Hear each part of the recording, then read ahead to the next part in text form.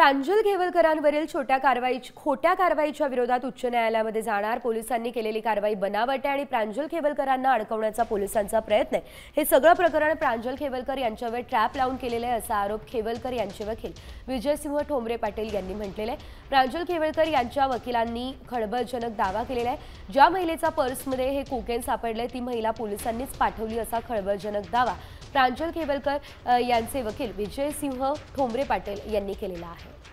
या संदर्भात अधिकची अपडेट घेऊयात आमचे प्रतिनिधी सागर आव्हाड यांच्याकडून। सागर, आपण पाहतोय ज्या महिलेच्या बॅगमध्ये अंमली पदार्थ होते ती महिलाच पोलिसांनी पाठवली, अतिशय गंभीर स्वरूपाचा आरोप करण्यात आलेला आहे, काय अपडेट?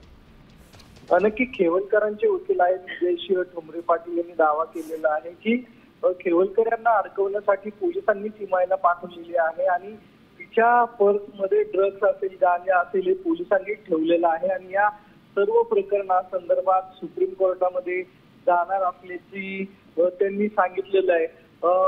हायकोर्ट असेल, सुप्रीम कोर्ट असेल, तिथपर्यंत जाण्यासाठी प्रयत्न जे आहेत ते खेवलकरांकडून सुरू आहे। पोलिसांनी हा सर्व गुन्हा जो आहे तो खोट्या प्रकारे रंगवलेला आहे।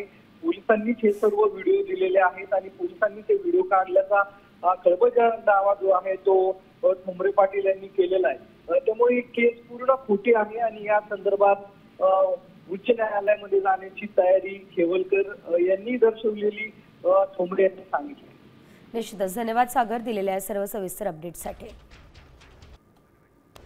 तर निश्चितच आपण बघतोय आता जे खेवलकरांचे वकील आहेत त्यांनी अतिशय गंभीर स्वरूपाचे आरोप जे आहेत ते केलेले आहे आणि या आरोपांनंतर आता हा तपास नेमकं कोणतं वळण घेतो हे बघणं महत्त्वाचं आहे।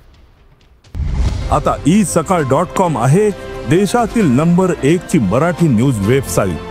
प्रत्येक अपडेटसाठी isakal.com ला नक्की भेट द्या।